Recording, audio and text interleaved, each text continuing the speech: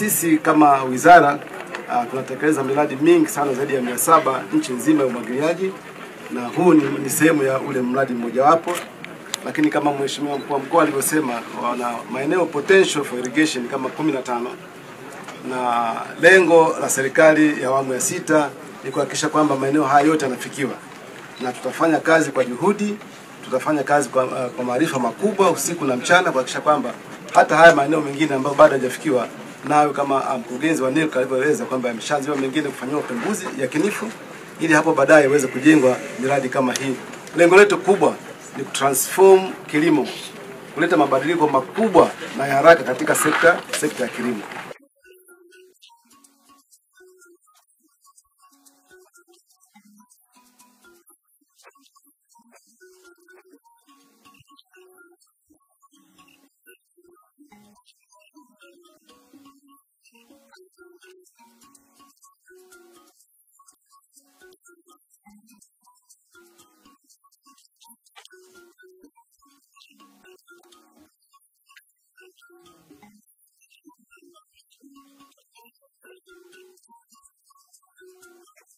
Kwa macho ya haraka tu, kwa sisi tunaofahamu ujenzi, unaona kabisa kwamba hizi pesa zimezama hapa.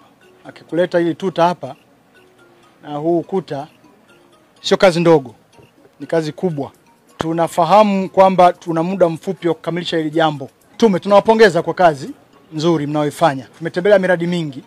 Naona huu mradi unakwenda vizuri na kuna na stage iliyofikia ni nzuri. Tunatoa tu angalizo kwamba muda uliobaki ni mfupi. Tunajua lazima hawa watu kuna uwezekano wakaomba kuongezewa muda. Kwa hiyo muendelee na umakini wenu wa kuhakikisha kwamba mtaongeza pale ambapo itakuwa ni lazima. Wananchi hawa wana mategemeo makubwa sana kwamba mradi huu utafanyika kwa wakati. Katika uhalisia hatutakiwi hata kuongeza muda, lakini tunafahamu El Nino mwaka jana imetuumiza kwenye maeneo mengi. Mabarabara, miradi ya maji, hata ujenzi wa magorofa. Miradi mingi imepata athari kutofanyika kwa wakati. Lakini tunamshukuru Mwenyezi Mungu kwamba mwaka huu unakwenda vizuri. Mvua zinakuja, lakini hatujapata zile mvua za kufanya madhara makubwa. Kwa hiyo tunawataka tume ya umwagiliaji muendelee kumsimamia mkandarasi na muendelee na kazi. Kwa kazi tuliyoona hapa kama kamati tunaridhika kwamba you are on the right cause.